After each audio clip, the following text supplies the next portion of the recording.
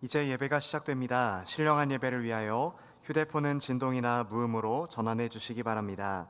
또한 성도님들의 온 몸과 마음을 예배로만 집중해 주시기 바랍니다.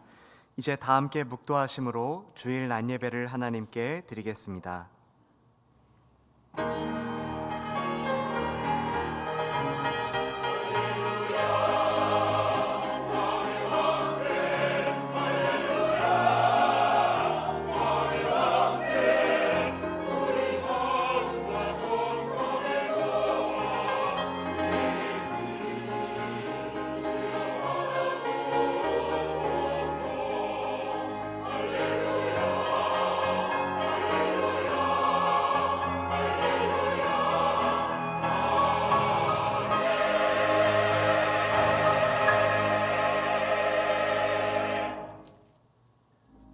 이르시되 생육하고 번성하여 땅에 충만하라.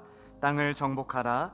바다의 물고기와 하늘의 새와 땅에 움직이는 모든 생물을 다스리라 하시니라. 아멘.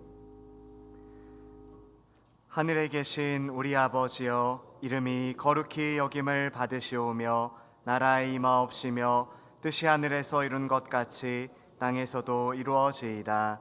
오늘날 우리에게 일용할 양식을 주옵시고 우리가 우리에게 죄 지은 자를 사하여 준 것 같이 우리 죄를 사하여 주옵시고 우리를 시험에 들게 하지 마옵시고 다만 악에서 구하옵소서. 대개 나라와 권세와 영광이 아버지께 영원히 있사옵나이다. 아멘.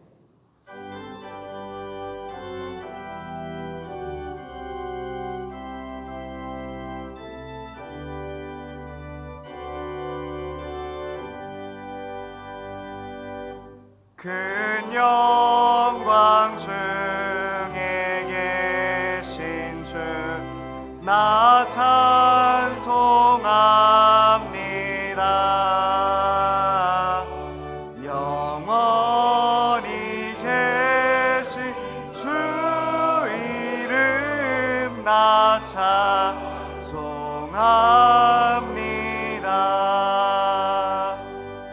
한없이 크신 능력을 나 찬송합니다. 참되고 미쁜 그 언약 나 민송합니다. 온 천지 창조하시던 그 말씀이 믿어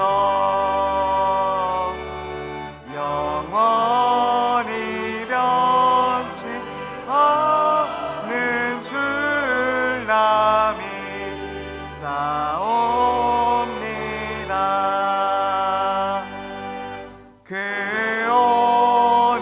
온유하신 주 음성 날 불러주시고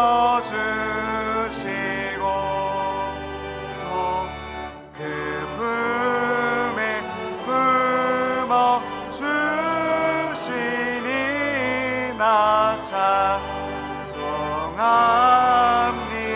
찬송합니다.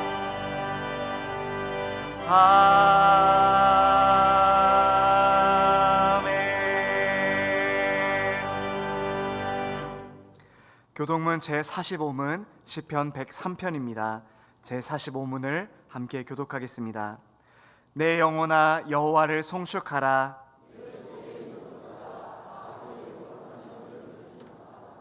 내 영혼아 여호와를 송축하며 그의 모든 은택을 잊지 말지어다.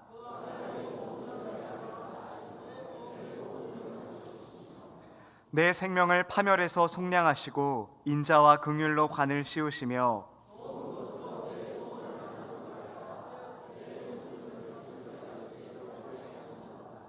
여호와는 긍휼이 많으시고 은혜로우시며 노하기를 더디하시고 인자하심이 풍부하시도다.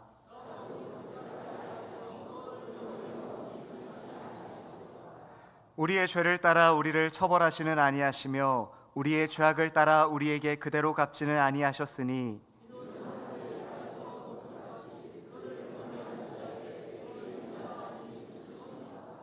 동이 서에서 먼 것 같이 우리의 죄가를 우리에게서 멀리 옮기셨으며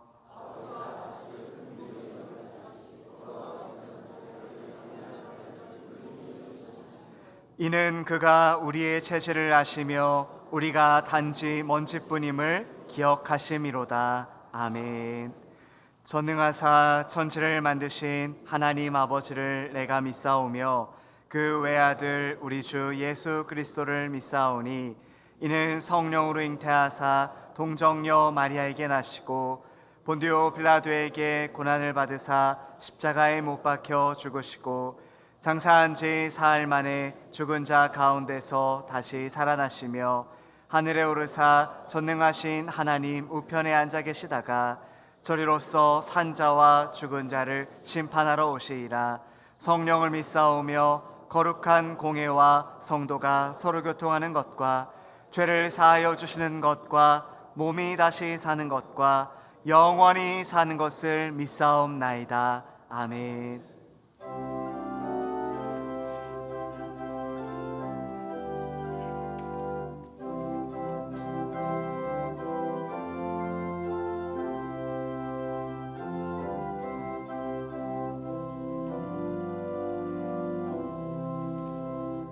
주 날개미 내가 편안히 쉬네. 밤 깊고 비바람 불어쳐도 아버지께서 날 지켜주시니 거기서 편안히 쉬리로다. 주 날개미 평안하다. 그 사랑 끊을 자니뇨. 주 날개미 내 쉬는 영혼 영원히 거기서 살리. 주 날개미 나의 피난처 되니 거기서 쉬기를 원하노라. 세상이 나를 위로치 못하나 거기서 평화를 누리리라.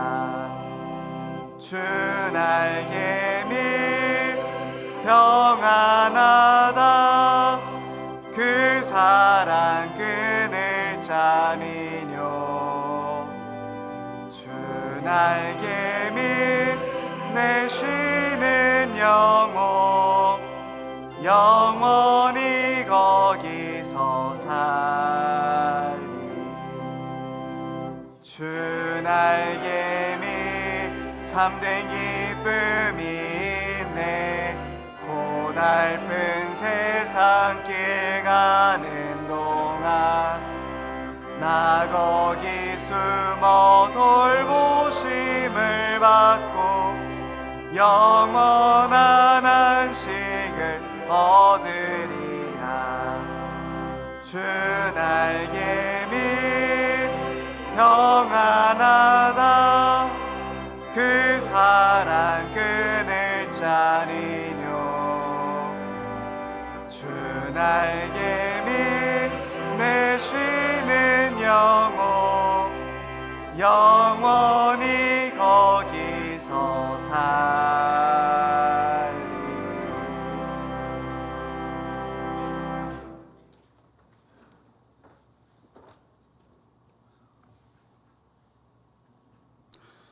은혜와 사랑이 많으신 하나님 아버지, 지난 한 주간 저희를 주님의 품에 지켜주시고 오늘 주님 기억하며 이 예배 드릴 수 있도록 건강과 믿음을 주시니 감사드립니다. 이 시간 마음과 정성을 다하여 드리는 예배를 주님 홀로 영광을 받아 주옵소서. 하나님 아버지, 세상 속에서 분주하게 살며 주님과의 시간을 소홀히 했던 저희의 삶을 돌아보게 하시고 연약한 저희들은 때로는 주님께 감사하지 못하고 주신 것에 만족하지 못하며 불평했던 순간들이 있었음을 고백합니다. 주님의 뜻을 머리로만 알고 마음으로 따르지 못했으며 사랑과 은혜를 받았으나 이웃을 사랑하지 못한 죄를 회개하오니 십자가 보혈로 정결하게 씻어주시고 용서하여 주옵소서. 하느님 아버지, 이 시간 저희의 마음을 주님께로 향하게 하여 주옵소서. 주님께서 당자와 같은 우리를 포기하지 않으시고 참고 기다려주신 그 사랑에 감사드립니다. 우리도 한 영혼을 천하보다 귀하게 여기는 마음으로 받은 사랑을 나누며 살게 하옵소서. 주님 본받아 낮은 데로 임하게 하여 주시고 그 자리에 주님의 임재를 깊이 체험하는 시간이 되게 하여 주옵소서. 차지도 않고 덥지도 않은 신앙생활이 되지 않도록 깨어 기도하게 하여 주시고 주님 허락하신 사명자의 직분을 잘 감당하는 성도들 되게 하여 주시옵소서. 교회의 머리 되신 주님 승동교회를 주님의 뜻 안에 견고히 세워주셔서 이 지역을 향한 하나님의 사랑과 진리가 흘러나가게 하시고 하나님의 이름을 드러내는 교회 되게 하옵소서. 세상의 법이 틈타지 않게 하시고 사탄막이 교회에 접근하지 못하도록 믿음으로 든든히 세워나가는 승동교회 되게 하옵소서. 어린 영혼들을 사랑하시는 하나님, 하나님의 인도하심과 보호하심으로 여름 성경학교를 마치게 하심을 감사드리며 앞으로 있을 중고등부와 청년부 수련회가 하나님의 은혜 안에서 진행되도록 도와주시옵소서. 예수의 마음으로 섬기라는 주제로 8월 4일부터 시작하는 전국 중고등부 연합 수련회에 참여하는 학생들에게 하나님을 만나고 찬양과 말씀을 통하여 받은 은혜로 주님의 기쁨을 위해 쓰임받는 믿음의 자녀가 되게 하여 주시옵소서. 연합수련회를 위해 수고하시는 모든 분들 건강 지켜주시고 주님 동행하여 주셔서 은혜가 충만한 연합수련회 되도록 인도하여 주시옵소서. 승동교회를 위해 허락하신 주영태 담임 목사님 중심을 보시는 하나님의 뜻과 지혜를 허락하여 주셔서 승동교회를 위해 주신 사명 감당하게 하여 주시옵소서. 기도로 하나님과의 영적 소통을 통하여 진리의 말씀을 신실하게 전할 수 있도록 성령 충만한 은혜를 허락하여 주시옵소서. 담임 목사님을 통하여 기도하며 준비하신 하나님의 말씀이 선포될 때 능력의 말씀이 되게 하여 주시며 우리의 심령이 변화되고 치유되는 은혜와 영광이 나타나게 하여 주시며 주님의 살아계심과 우리를 향한 주님의 사랑을 깨닫는 시간 되게 하옵소서. 통역하시는 부목사님과 전도사님들께 몸된 교회와 성도들을 위하여 일할 수 있도록 충만한 은혜를 허락하여 주시옵소서. 해외 각국에서 선교하고 계시는 선교사님들 가정을 지켜주시고 전하는 말씀을 듣는 영혼들의 마음밭을 변화시켜 주시어 선교 지역이 놀라운 복음의 열매로 맺어지게 하옵소서. 이 나라의 민족을 사랑하시는 하나님 아버지, 나라를 이끌어가는 유정자들에게 하나님을 경외하게 하시고 지혜를 주사 하나님의 공의와 정의로 다스려지는 나라가 되게 하옵소서. 주 안에서 진영과 지역 분쟁이 사라지게 하시고 화합하여 국민을 위한 정치를 하게 하옵소서. 주님 사랑하는 마음으로 정성을 다하여 찬양을 올려드리는 임마누엘 찬양되어 찬양을 기뻐 받아 주시옵소서.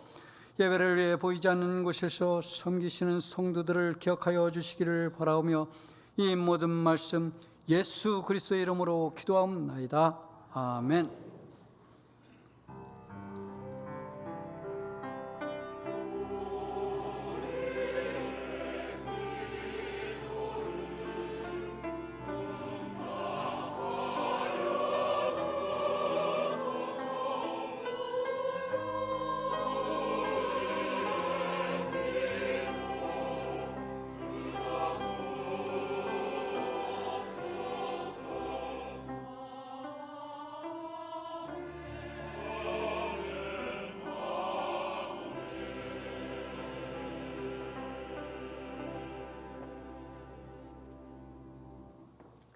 성경을 봉독하겠습니다. 하나님의 말씀은 창세기 7장 1절부터 12절까지의 말씀입니다. 창세기 7장 1절부터 12절까지의 말씀을 제가 봉독하겠습니다.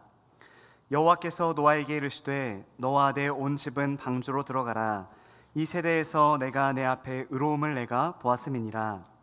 너는 모든 정결한 짐승은 암수 7씩, 부정한 것은 암수 2씩을 내게로 데려오며 공중의 새도 암수 7씩을 데려와 그 씨를 온 지면에 유전하게 하라. 지금부터 7일이면 내가 40주야를 땅에 비를 내려 내가 지은 모든 생물을 지면에서 쓸어버리리라. 노아가 여호와께서 자기에게 명하신 대로 다 준행하였더라. 홍수가 땅에 있을 때 노아가 600세라.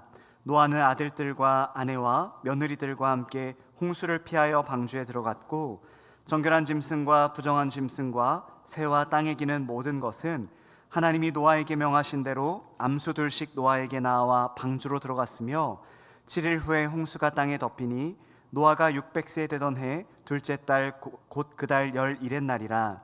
그날에 큰 기품의 샘들이 터지며 하늘의 창문들이 열려 40주야를 비가 땅에 쏟아졌더라. 아멘. 이제 임마누엘 찬양대가 찬양으로 하나님께 영광을 돌리겠습니다. 이어서 주가 보시는 의로움이라는 제목으로 담임 목사님의 말씀 선포가 있겠습니다. 많은 은혜 받으시기 바랍니다.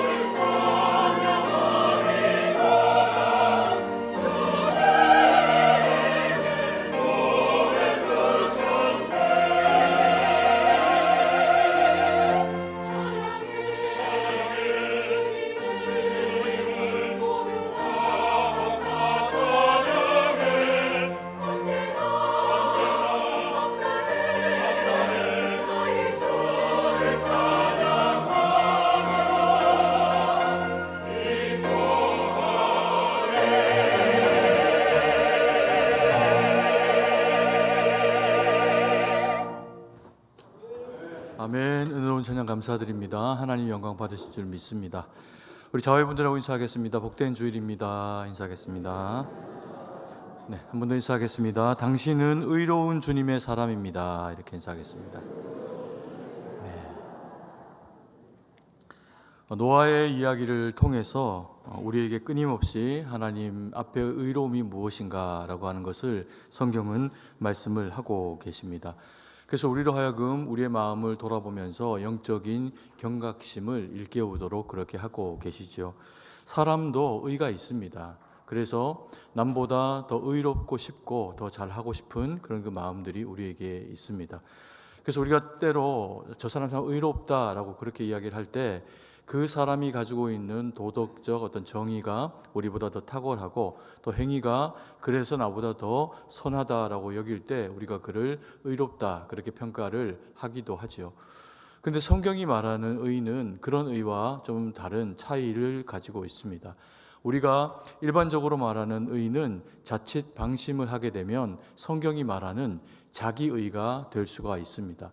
그래서 예수님께서 이 땅 가운데 오셨을 때 바리새인을 비롯한 스스로 자신들을 의롭다 여겼던 이스라엘 백성들에 대해서 예수님께서 혹평하시기도 하고 또 그리고 그들이 돌이켜 하나님 앞에 참으로 의로운 것이 무엇인지를 깨달을 수 있도록 예수님이 그들을 교훈하시고 함께 하신 바가 있습니다. 오늘 성경이 이야기하고 있는 이 노아의 의로움은 어떤 의를 이야기를 하는 걸까요?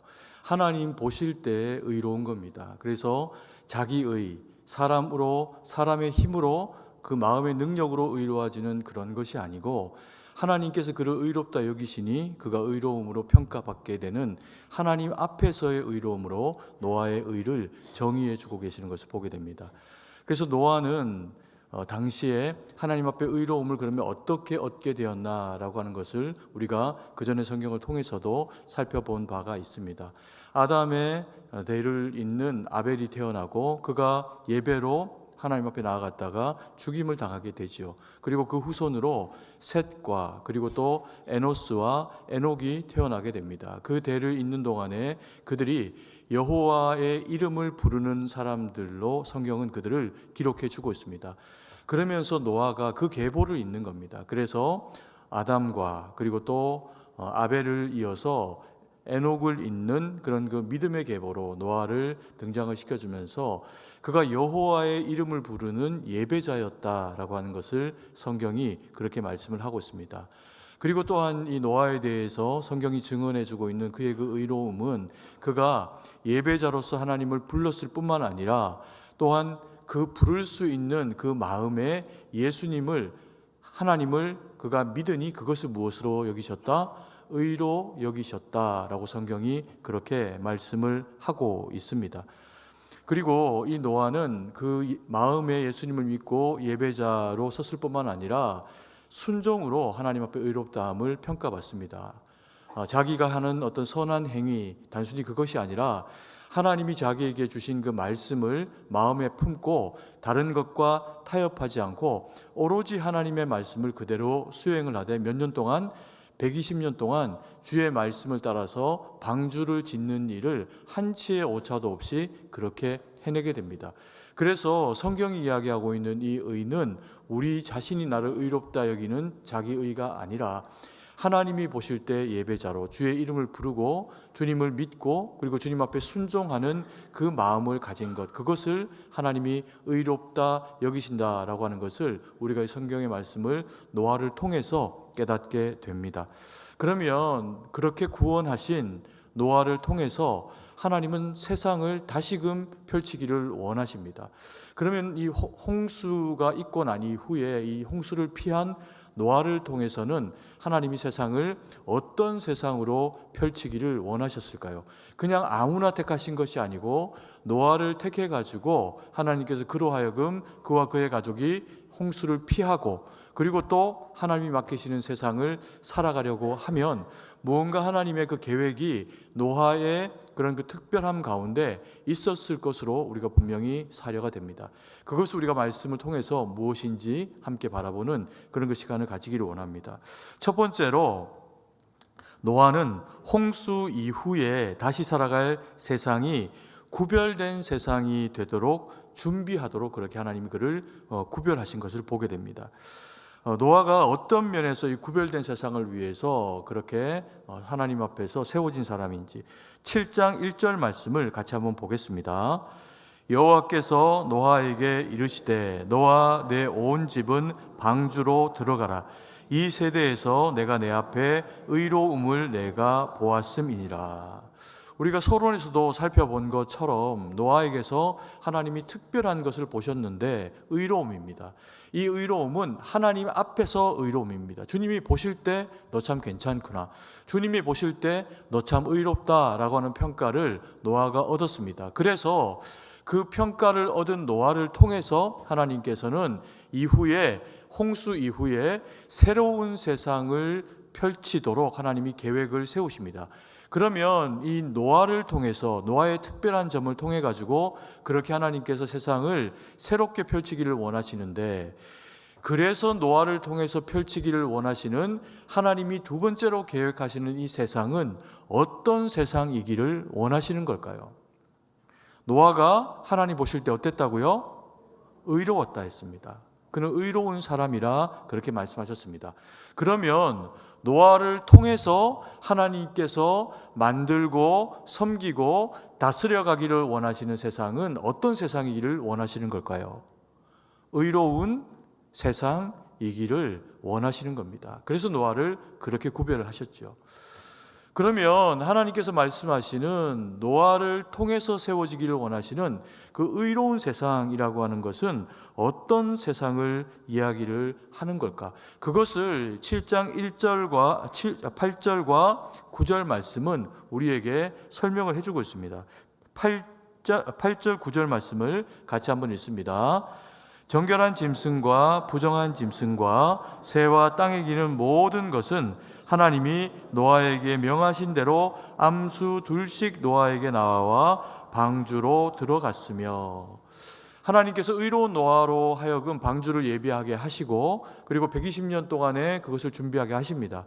그리고는 마침내 그 노아가 만든 홍수를 대비한 방주가 완성이 되었을 때 각 짐승들이 쌍을 이루어서 그 방주에 타도록 하시죠. 그런데 그 각 짐승들을 하나님이 종류대로 암수 한 쌍씩 또 혹은 다른 비율로 이것을 쌍을 이루어서 그 방주에 타게 하십니다. 그런데 하나님께서 이 짐승들로 하여금 쌍을 이루어서 방주에 타게 하실 때 기준이 있습니다. 하나님의 특별한 그 배에 태우는 그 방식이 있다는 이야기입니다. 그저 단순히 짐승들을 다 암수 한 쌍씩을 구별해서 종류별로 그렇게 타라 이렇게 이야기를 하시기도 하시지만, 그 이전에 분명히 하나님이 먼저 그 기준에 대해서 더 엄격한 잣대들을 가지고 그 기준을 이야기하시는 내용이 있다는 겁니다. 그게 뭐냐 하면 8절 내용입니다. 8절 말씀을 다시 한번 띄워주시고 제가 읽습니다. 정결한 짐승과 어떤 짐승? 부정한 짐승, 그리고 새와 땅에 기는 모든 것과 각종 짐승들에 대한 이야기를 하고 계십니다. 그래서 하나님께서 짐승들을 태우는데 그저 종류별로 한 쌍씩 태워라 라고 하면 설명이 다 끝납니다. 그리고 노아도 그렇게 하면 되는 거죠. 그런데 하나님께서 그 배에 태우는 짐승들의 그 종류와 그 숫자에 대해서 차등을 가지시기도 하시고요. 그리고 하나님이 원하시는 대상들에 대해서 또 어떤 특별한 묶음들을 이루어서 그들을 그 배에 태우도록 하시고 계시는데, 그 기준이 무엇이냐면 짐승의 종류가 아니라 짐승이 어떠한 짐승? 정한가 혹은 정하지 않은가, 부정한가에 따라서 그 짐승들을 구별해라 라고 그렇게 말씀을 하십니다. 그러면서 정한 짐승의 경우에는 7쌍을 태워라, 그리고 부정한 짐승들은 다 한 쌍씩만 태워라 라고 하나님께서 노아에게 그렇게 말씀을 하시죠. 이 정한 짐승들은 대부분 다 초식 동물들입니다. 약한 짐승들입니다. 그리고 또 부정한 짐승들은 잡식성이기도 하고, 그리고 또 대부분이 다 육식 동물들입니다. 그래서 그러면 하나님께서 이 육식 동물과 초식 동물들을 이렇게 구분하신 것인가? 그렇지 않습니다. 단순히 그렇게 해서 동물을 종류별로 그런 식으로 그렇게 구분을 하신 것이 아니라, 이후에 노아가 살아갈 세상이 어떤 세상이 되어지기를 원하시는지를 하나님께서 노아에게 이 짐승들을 태우는 작업 가운데서부터 이미 구별하여서 어떻게 해요? 일깨우고 계신다는 겁니다. 그래서 장차 노아가 이후에 홍수를 피하고 난 이후에 짐승들과 함께 살아가게 될 대상은 이런 세상이다. 소수의 사람들과 많은 수의 다수의 짐승들이 살아가는 동물의 왕국이다. 이렇게 말씀을 하고 계시는 것이 아니라는 거죠. 그러면 하나님이 설계하고 계시는 그 세상은 어떤 세상일까요? 이 방주에 타고 있는 대상들만을 놓고 보면 짐승들이 숫자가 훨씬 더 많습니다. 그럼에도 불구하고 하나님이 보실 때에 그 방주에서 가장 중요한 대상은 당연히 노아와 노아의 식솔들, 가족들일 겁니다. 그래서 그들이 이 방주를 통해서 홍수를 피하고 난 이후에 맞이하게 되는 그 세상에 짐승들이 수가 아무리 많아지더라도 이 세상이 짐승의 세상이 되면 안 됩니다. 어떤 세상이 되어야 될까요? 믿음의 사람들이 믿음을 지키며 살아갈 수 있는 세상이 되어야 됩니다. 그래서 하나님께서 짐승들을 태울 때 그것을 구별할 때 어떻게 구별하고 계시나?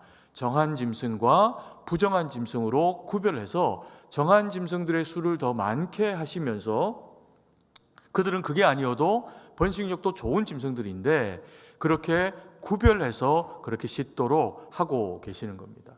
왜 그렇게 하셨을까요?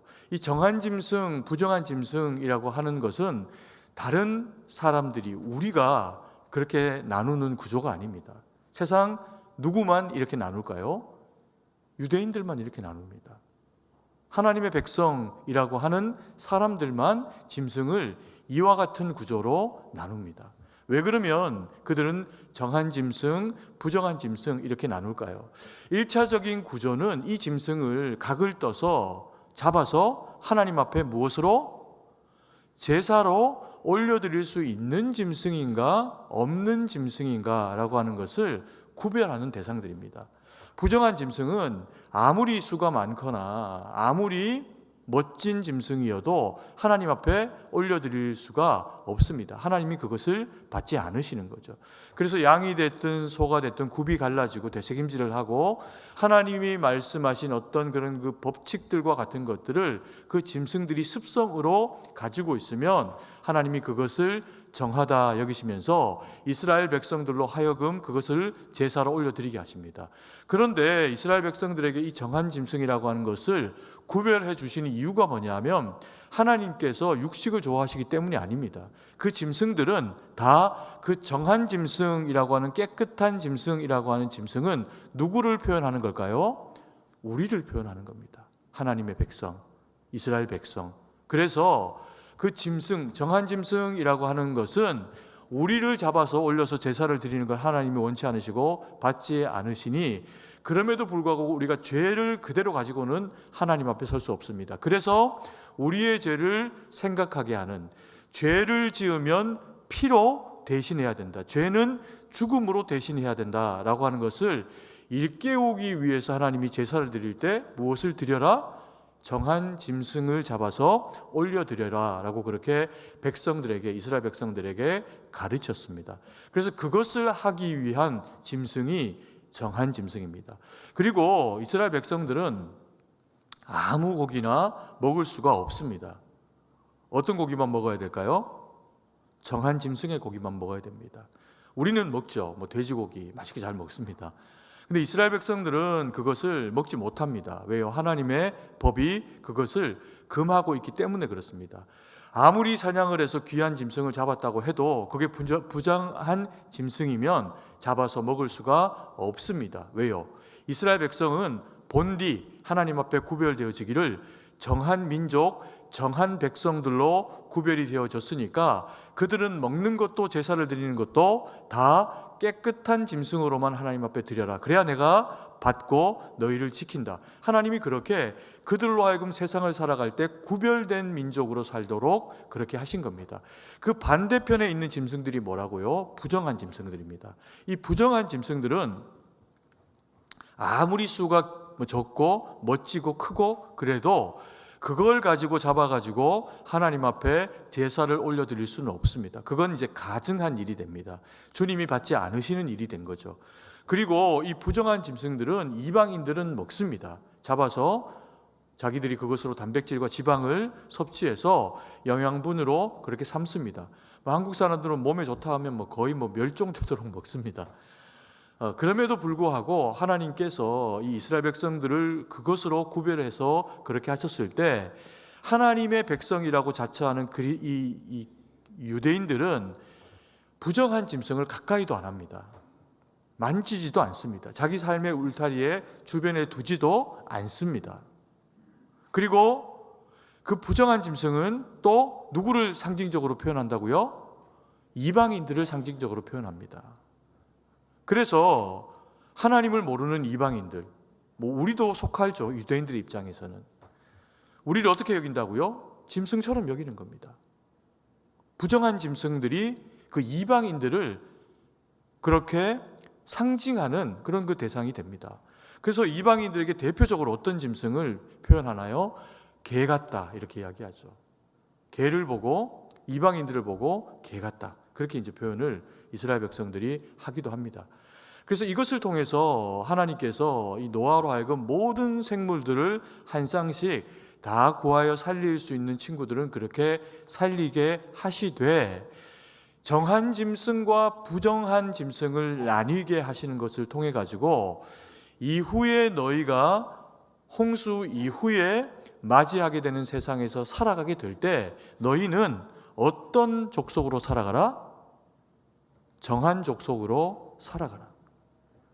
세상과는, 이방과는 구별되어진 하나님 앞에서 의롭다, 하나님 앞에서 정하다, 노아가 의롭다 평가한 것처럼 하나님이 그와 같이 구별하셔서 하나님 앞에 의로운 백성으로 살아가는 백성들이 되어라.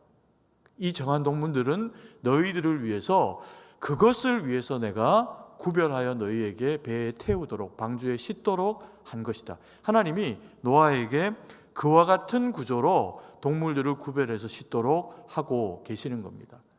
이것이 그러면 우리에게는 어떤 의미를 가지는 걸까요? 우리 그리스도인들에게도 이 노아 시절에 혹은 이스라엘 백성들에게 주님이 원하시는 이 의로움, 정함이라고 하는 것들이 요구되어지는 부분들이 있습니다. 우리 그리스도인들이, 한국 그리스도인들은 더 특별히 이 부분에 대해서 더 많이 책임감과 부담이 크죠. 어떤 걸까요? 우리가 그리스도인이라면 세상 사람들과 우리를 구별하는 그런 그 방편으로 가장 쉽게 하는 그런 그 일들 중에서 술과 담배죠.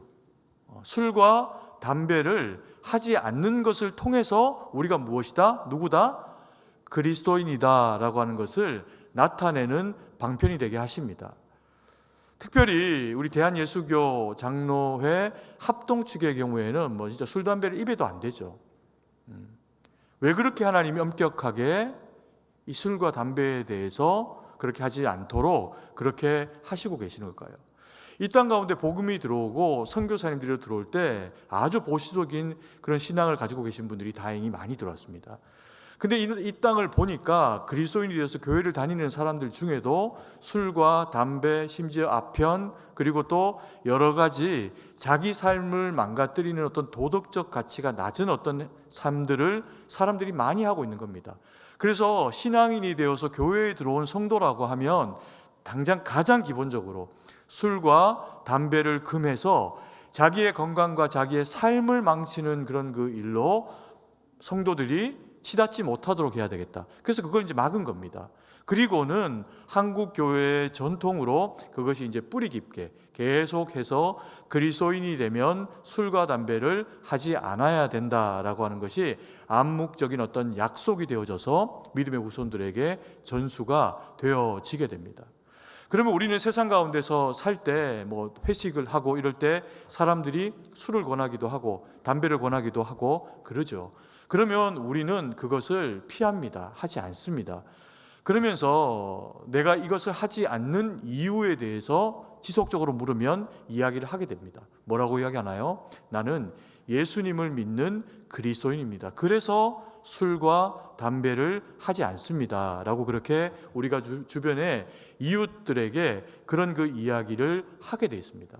그리고 또 남들은 주말이면 자식들 데리고 캠핑 장비 싸가지고 다 산으로 들러, 그리고 혹은 친구들과 약속 잡아서 이런저런 이제 그런 그 스케줄들을 만들어서 자기의 여가 생활을 하고 스트레스를 푸는 일상들을 보내게 됩니다.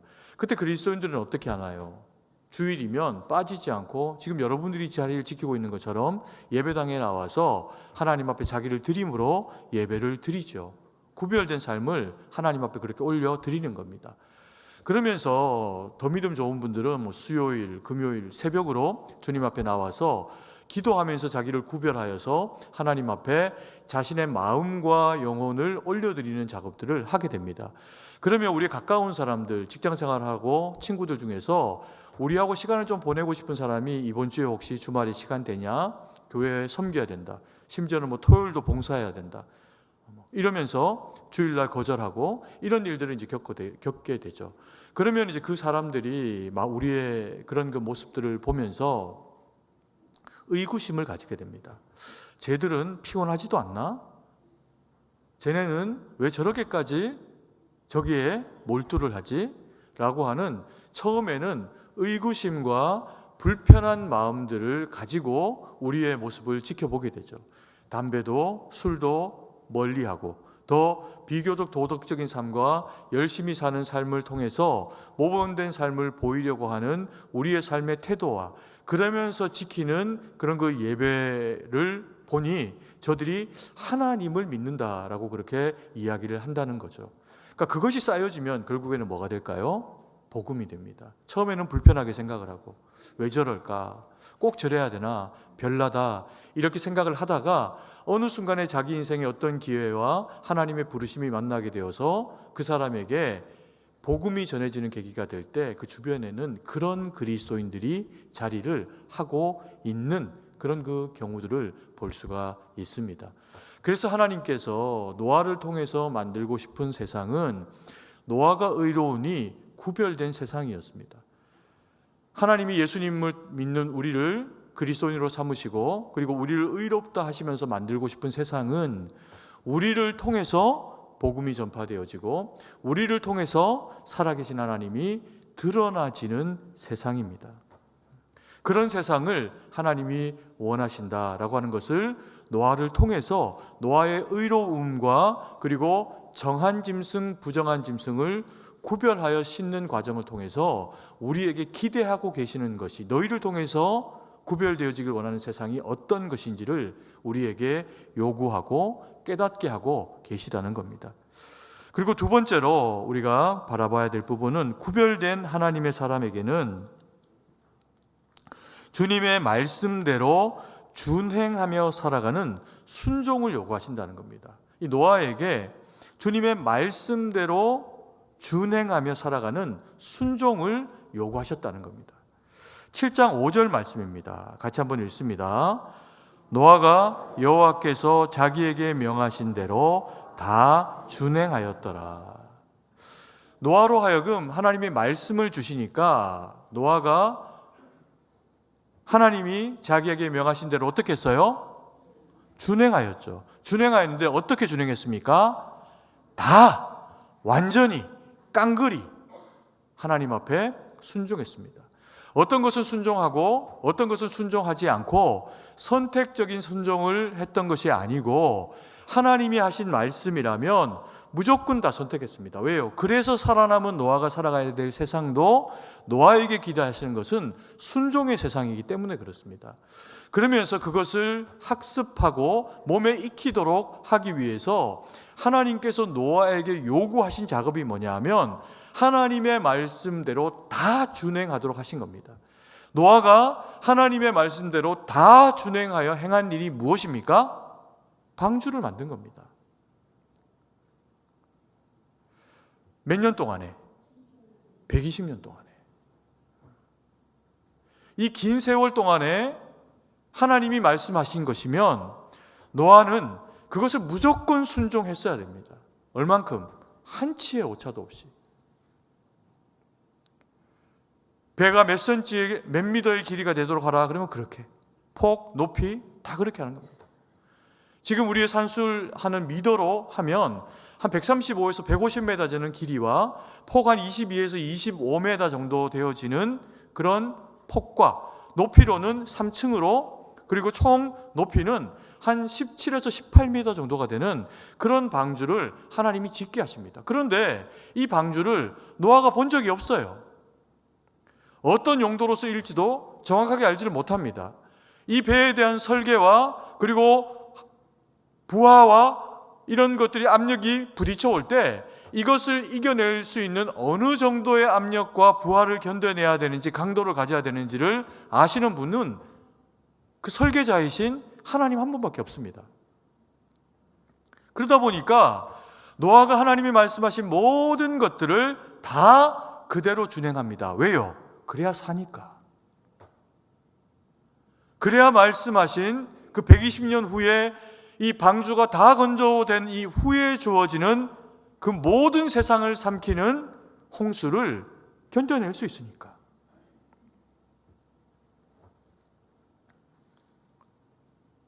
그리고 하나님께서는 왜 노아로 하여금 다 이렇게 준행하여 지키도록 하셨을까요? 이것이 노아의 사는 길이 될 뿐만 아니라 이 일을 통해서 하나님이 하시고 싶은 이야기가 계셨기 때문입니다. 누구에게? 우리에게, 그리고 그 시절을 살아가던 그 방주에 타지 못했던 수많은 사람들에게. 노아가 하나님으로부터 이 선명한 메시지, 방주를 지어라 라고 하는 메시지를 듣고, 그리고는 어디 몰래 숨어 들어가 가지고 비밀리에 자기 가족들만 살기 위해서 이 방주를 그렇게 지었을까요? 그럴 수는 없습니다. 왜 그럴까요? 너무 큽니다. 이건 뭐 어디 숨겨가지고 해결될 수 있는 크기가 아니에요. 생각을 해보십시오. 우리가 어떤 빌딩 하나 짓고 건축을 하나 해도 그걸 만들려고 하면 뭐 건축물만 올린다고 되는 게 아닙니다. 외벽을 지탱하는 기둥들을 먼저 세워야 됩니다. 그 기둥들을 세우고 거기에 널판지를 갖다 대어져 가지고 앞으로, 뒤로, 위로, 옆으로 그것들을 쌓죠. 그리고 거기다 못질을 할 겁니다. 그리고 그게 터지지 못하도록 거기에다가 안팎으로 하나님의 말씀을 따라 다 역청을 바릅니다. 하부의 구조는 얼마나 될 것이며 중간층, 2층, 3층의 구조는 또 얼마만큼의 하중을 견뎌야 되는지 타는 짐승들과 그리고 그들의 수와 그리고 그 가운데서 이루어질 생활의 반경들을 놓고 하나님께서 노아로 하여금 그걸 다 설계하게 하십니다. 그러니까 그러다 보니까 이게 얼마나 큰 작업이겠습니까? 어디서 노아가 숨어서 나만 살겠다고 이걸 할 수가 없는 거죠. 그러면 그걸 보는 사람들이 노아가 함께 살아가는 그 시절의 노아에게 뭐 했겠습니까? 물었겠죠. 궁금하니까. 뭐 합니까? 왜 이런 작업을 합니까? 왜 하루도 쉬지 않고 이와 같은 일을 합니까? 이 규모가 어마어마해 보이는데 뭘 하려고 하는 겁니까? 물었겠죠. 그럼 노아는 뭐라고 이야기했을까요? 비밀? 뭐 이렇게 했을까요? 이야기했겠죠. 자기에게 말씀하신 하나님의 말씀을 이야기했을 겁니다. 왜 이렇게 지어야 하는지. 장차 120년이 되고 난 이후에 인류에게는 어떤 일이 주어지게 될지 자기만 살자고 그러지 않았을 겁니다. 그럼 의인이 아니죠. 그걸 이야기했을 겁니다. 사람들이 처음에는 관심을 가졌겠죠. 그래? 세상에나? 진짜? 그런데 하루가 지나고 이틀이 지나고 1년이 지나고 10년이 지나고 20년이 지나고 30년이 지나고 뭔가 형상이 조금씩 형태를 갖추어져 가고 있는데 하늘은 어제나 그제나 작년이나 올해나 별반 차이가 없습니다. 어느새 노아의 이야기는 그저 저기 어디 동네에 누군가가 하는 그런 그 별스러운 짓거리가 되어져 버리고 맙니다.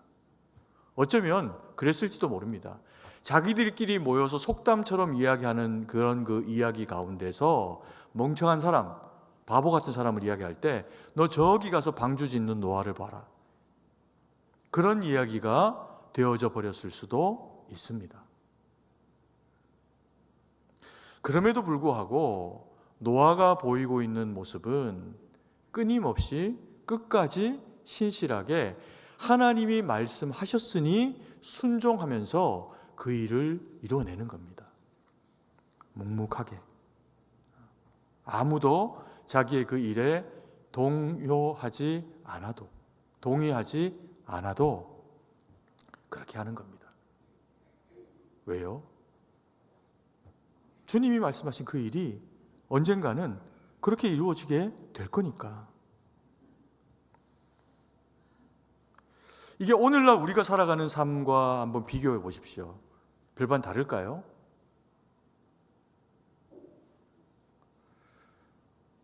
노아 홍수를 기준으로 그것을 계기로 인생의 연수는 짧아집니다. 몇 년? 120년. 120년 사는 사람도 잘 없죠. 90년만 사셔도 장수하셨다고 하고 100세 넘어가면요 나라에서 상을 줍니다. 그만큼 인생이 100세를 넘어가는 세월을 사는 것은 쉽지 않습니다. 그러다 보니까 그런데 우리에게 주어진 이 100세가 지나간 세월을 돌아보면 다 짧죠. 그러나 여전히 건강하다 생각하고 그리고 30, 40대, 50대, 60대 이렇게 살아오신 그 삶을 한번 이렇게 돌아보면 그 삶이 짧기도 하지만 동시에 그 삶은 내 인생의 한 평생이었습니다. 그래서 짧지만 않습니다. 그런데 이제 흙으로 돌아갈 시간이 더 짧아졌어요. 그럼에도 불구하고 우리는 어제를 살아왔고 10년 전에도 그렇게 살아왔고 이 세상을 오늘도 지금 어제처럼 그렇게 살고 있습니다. 그러다 보니까 우리가 매일 살면서 저금도 하고 집도 사고 자식도 놓고 다 그렇게 하며 사는데 가장 준비하지 못하는 작업이 한 가지 있습니다. 뭘까요? 죽음이에요. 생각하면 우리를 가장 겸손하게 만드는 이 죽음이라고 하는 것에 대해서 우리는 딱히 특별한 어떤 준비를 할 수 있는 그런 거 실력도 없고 능력도 없습니다. 그래서 연세가 많아도 당장 사는 동안에는 영원히 살 것처럼 삽니다. 우리 모두가. 그게 우리의 연약함이고 한계라는 거죠. 그러다가 하나님이 말씀하신 홍수의 때처럼 마지막이 찾아옵니다. 그때 예수 그리스도로 말미암는 이 구원의 방주, 주님의 십자가, 그것을 마음에 믿음으로 받고 예수를 주로 모시고 살아가는 그리스도인들 이외에는 누구도 천국 들어갈 수 있는 자격을 못 얻어요. 그러면 그것을 아는 우리는 어떡합니까? 내 남편, 내 가족, 내 가까운 이웃들에게 복음을 전하죠. 예수 믿으라고. 그러면 덥석 예수님 믿던가요? 자기가 신앙생활 잘하지. 이렇게 하기도 합니다. 그리고 좀 우리가 예수님 열심히 믿는 것 같고 복음 열심히 전하는 것 같고 귀찮게 하면 그거 참 별나다 이렇게 생각합니다. 안 믿어요. 곧 죽어도 안 믿습니다. 그래서 우리가 그럼에도 불구하고 내가 복음을 받았고 아니 이 복음이 내 자손에게, 내 남편에게, 내 가족들에게 전달되기를 원해가지고 남편에게, 아내에게 복음 전하고 부모님에게 예수님 전하고 그리고 자식들, 지인들 몇 명 그렇게 예수님 믿도록 만들면 우리 인생에서 우리가 복음 많이 전한 겁니다. 따지고 보면 여기 내가 예수님 한 100명 정도 전했다. 계셔요? 그렇게 보면 누구랑 비슷합니까? 노아랑 너무 비슷하죠. 그게 우리의 삶이 가지고 있는 모습입니다. 세 번째로 의로운 노아를 통해서 하나님이 말씀하세요. 무엇을? 불의한 인생의 끝날은 온다. 불의한 인생이라고 하는 것은 뭐 더 나쁜 인생을 이야기하는 게 아니고요. 코로 호흡하는 우리의 이 땅에서의 삶을 이야기합니다. 이 땅에서의 삶은 다 마침이 되어지는 때가 온다는 겁니다. 7장 23절 말씀을 같이 한번 읽습니다. 지면의 모든 생물을 쓸어버리시니 곧 사람과 가축과 기는 것과 공중의 새까지라. 이들은 땅에서 쓸어버림을 당하였으되 오직 노아와 그와 함께 방주에 있던 자들만 남았더라. 하나님께서 노아로 하여금 이 120년 동안의 방주를 만드는 작업을 하시죠. 그리고 그 방주에 들어간 노아의 가족들만 구원을 받습니다. 근데 결과적으로는 이 심판은 약속한 대로 120년이 되니까 이르고 맙니다, 그들에게. 그래서 다 나머지 코로스 호흡하는 생물들과 사람들은 아무리 많든 아무리 중요한 일과 권세를 가지고 있든 유명하든 상관없이 다 죽음을 맞이하게 됩니다. 그런데 우리가 만약에 이 당시에 노아가 했던 이 방주를 만드는 작업을 보고 그 중에 어떤 사람이 좀 지혜로운 사람들이 자기의 비용을 내고 그리고 시간은 얼마나 있으니까 하다 듣다 노아와 만나고 노아 하는 일을 보다 보니까 이게 좀 믿어지는 겁니다. 혹이라도 그런 일이 생기면 살지 못할 거니까 그걸 두려움으로 받고, 그리고는 만약에 내가 방주를 개인이라도 좀 지어야겠다 이렇게 하면서 짐승은 못 태워도 자기 가족들만이라도 좀 그렇게 구원받을 방주를 만든 사람이 있다면 어떻게 됐을까요? 살아남았을 수도 있죠. 물리적 홍수는. 근데 아무도 그렇게 하지 않습니다. 단 한 사람도. 이것이 이 세상이 가지고 있는 안타까움이고, 주님이 원하시는 의로운 자와 구별됨입니다. 두렵다고 할 수 있는 게 아닙니다. 누가 할까요?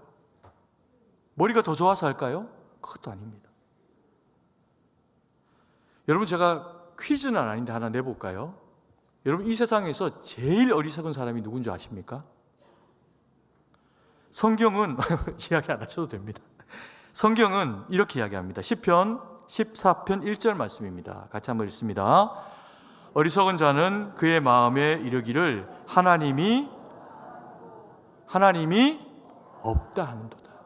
그래서 부패하고, 그래서 행실이 가증하고, 그래서 선을 행하는 자가 없어진다는 겁니다. 하나님을 두려워하면 이런 일 하는 것을 두려워하게 되어 있습니다. 왜요? 하나님이 지켜보고 계시는데. 그래서 성경은 하나님이 없다 말하는 자가 가장 어리석은 자랍니다. 왜요? 이 사람은 자기 영혼을 살릴 수가 없습니다. 예수님만 믿으면, 예수님만 구주로 영접하면 살릴 수 있고 살 수 있는데, 누구를? 나를. 근데 그걸 안 하는 겁니다. 그걸 못 하는 거예요. 그런데 감사하게 하나님이 우리와는 함께 하신답니다. 하나님을 아는 너희에게는 내가 함께 하겠다. 언제까지? 볼지어다 세상 끝날까지 내가 너희와 함께 하리라. 내가 너희와 함께 하리라. 언제까지? 세상 끝날까지. 항상 함께 하신다는 겁니다. 그리고 우리를 어디까지 인도하세요? 하나님의 나라 천국까지 인도하신다는 겁니다. 그런데 그 사이에 반드시 개인의 종말은 옵니다. 그게 죽음을 통해서 오든 아니면 예수님의 임재하심을 통해서 오건 반드시 한 번은 이 일이 이루어집니다. 누가복음 17장 34절 35절 말씀을 같이 한번 읽습니다. 내가 너희에게 이르노니 그 밤에 둘이 한 자리에 누워 있음에 하나는 두 여자가 함께 맷돌을 갈고 있음에 하나는 데려감을 당하고 하나는 버려둠을 당하리라. 생각하면 두렵지요. 그런데 아직 이 일이 이루어지진 않았어요. 다행입니다. 그러나 이 일은 성경이 뭐라고 이야기합니까? 그날은 반드시 있다. 그것을 피하는 것이 방주 대신 주님의 십자가라는 겁니다. 그래서 그 주님을 우리가 바라고 믿고 소망하면 주님이 우리를 그 나라까지도 이르게 하신다는 겁니다. 우리가 당장 죽으니 금방 안 죽을 것 같습니다. 그러나 우리 모두는 압니다. 영원히 살 수가 없다는 것을.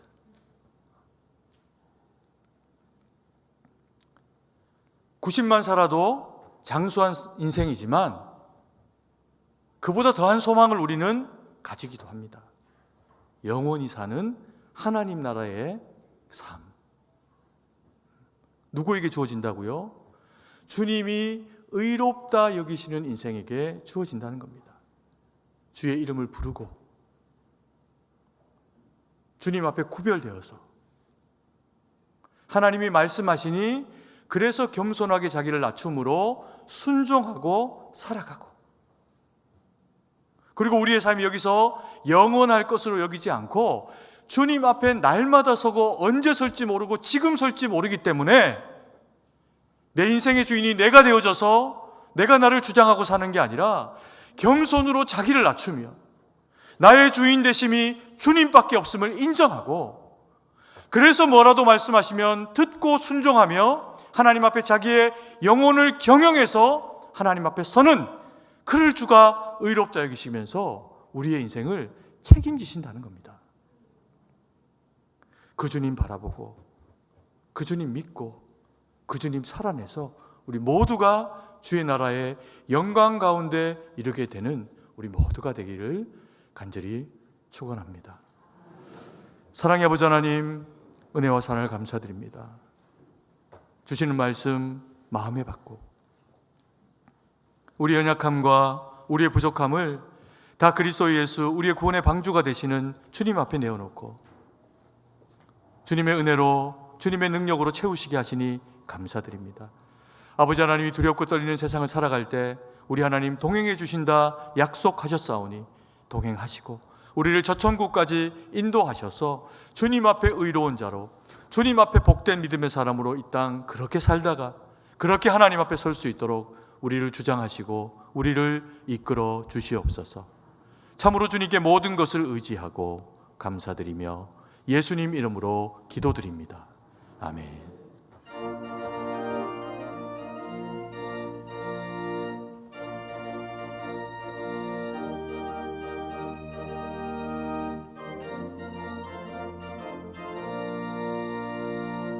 주님 약속하신 말씀 위에서 영원토록 주를 찬송하리라.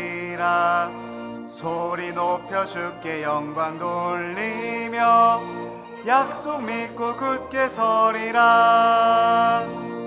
굳게 서리 영원하신 말씀 위에 굳게 서리 굳게 서리 그 말씀 위에 굳게 서리라.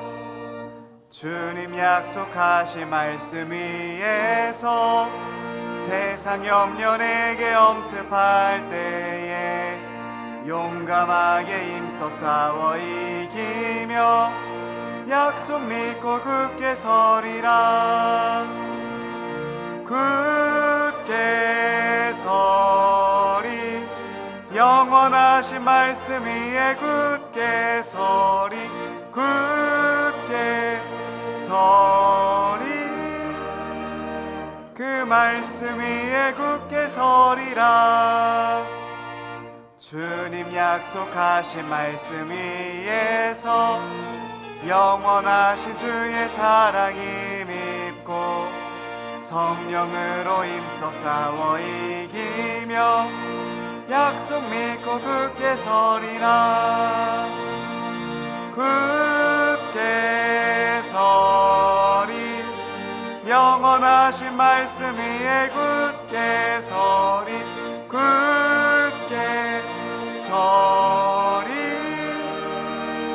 그 말씀 위에 굳게 서리라. 주님 약속하신 말씀 위에서 성령 인도하는 대로 행하며 주님 품에 항상 안식 얻으며 약속 믿고 굳게 서리라. 굳게 서리 영원하신 말씀 위에 굳게 서리. 굳게 서리 그 말씀 위에 굳게 서리라.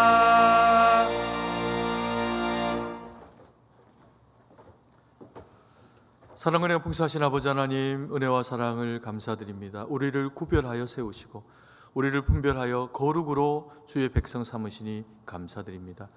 하나님, 그래서 이 세상 살아가는 동안에 우리의 그 모든 필요를 주님의 은혜와 능력으로 채우시니 또한 감사드립니다. 그 은혜 감격해서 주님 앞에 우리에게 허락하신 모든 것이 다 주의 것임을 알아 하나님 앞에 그 일부로 구별하여 예물로 올려드립니다. 하나님, 이 예물이 쓰는 곳에 주님 영광만 드러나게 하시고 우리가 주님 앞에 드리는 그 심령이 주님 앞에 날마다 후히 드리는 마음 되게 하시고 누구라도 인색함으로 드리지 않도록 은혜 베풀어 주셔서 하나님 앞에 후히 드림이 더 큰 은혜가 되고 주의 채우심이 되는 것을 알아 하나님 영광 돌리는 믿음의 삶이 될 수 있도록 은혜로 능력으로 함께하여 주시옵소서. 하나님, 우리 가운데 연약한 지체들이 있습니다. 아버지 하나님, 저들의 그 모든 연약함 가운데 때로 병들고 지치고 가난하고 상하고 아버지 하나님 연약한 육신과 그 모든 삶의 질고 가운데 함께하여 주셔서 주님의 그 치유하심으로 회복하심으로 함께하여 주시옵소서. 그래서 오직 주님 영광 돌리는 믿음의 삶이 될 수 있도록 역사하여 주시옵소서. 아버지 하나님, 주여, 주를 사랑하는 주의 백성들, 우리 승동에 속한 권속들이라면 누구라도 이 은혜 가운데 예외됨이 없도록 주님께서 함께 하시고 어디에 있더라도 동일한 은혜와 능력으로 채우시고 함께하여 주시옵소서. 때로는 사업으로, 또 직장으로, 군으로, 학업으로, 그리고 아버지 하나님 병실에서 여러 모양으로 흩어져 있는 주의 백성들이 있습니다. 저들이 어디에 있든지 불쌍히 여기시고 동일한 은혜와 능력으로 채우셔서 하나님이 영광 돌리는 복된 삶이 우리 승동에 속한 모든 권속들 가운데 이루어질 수 있도록 큰 은혜 내려주시고 함께하여 주시옵소서. 주님께 모든 것을 의지하고 믿고 감사드리며 예수님 이름으로 기도드립니다. 아멘.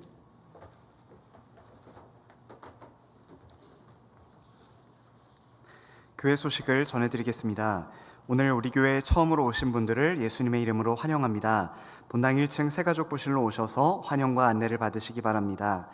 제5회 전국 중고등부 연합수련회가 예수의 마음으로 섬기라는 주제로 8월 4일 화요일부터 6일 목요일까지 승동기도원에서 진행됩니다. 하나님의 은혜가 충만한 수련회 될 수 있도록 함께 기도해 주시기 바랍니다. 청년부 여름 수련회 일정이 주보와 화면에 나와 있습니다. 귀한 은혜를 누리는 시간 될 수 있도록 함께 기도해 주시기 바랍니다. 추가 광고입니다. 소천 소식이 있습니다. 이교구 김광순 성도의 장인 되시는 최용대 성도께서 8월 1일 토요일 하나님의 부르심을 받았습니다. 장례 일정이 하나님의 은혜 가운데 잘 진행되고 마칠 수 있도록 유가족들 위해서 함께 기도해 주시기 바랍니다.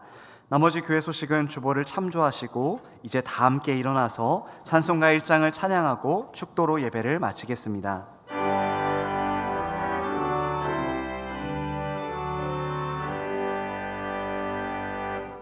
만복의 근원 하나님, 온 백성 찬송 드리고 저 천사여 찬송하세. 찬송 성부 성자 성령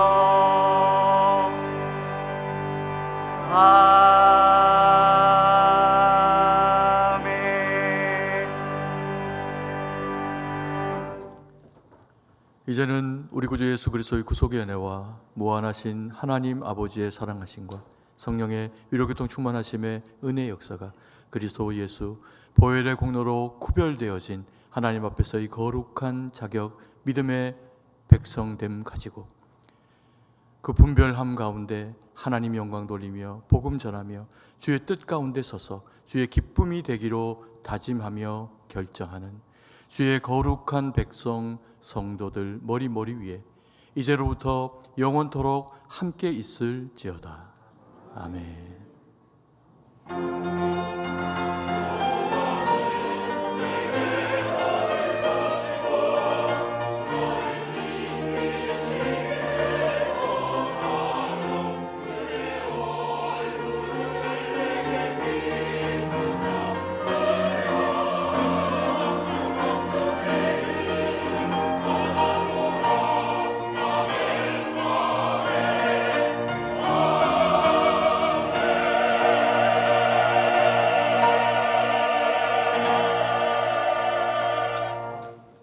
찬송가 405장 1절과 3절 찬양하시면서 돌아가시겠습니다.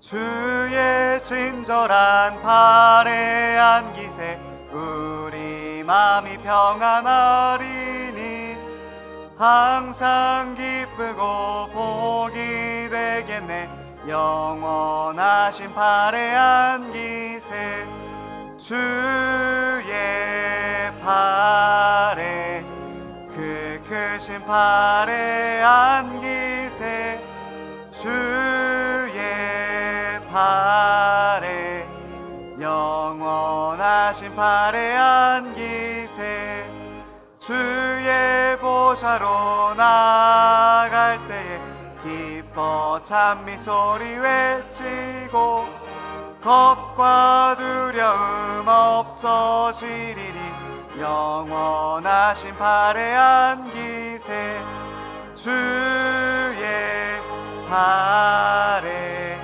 그 크신 발에 안기세 주의 발에 영원하신 발에 안기세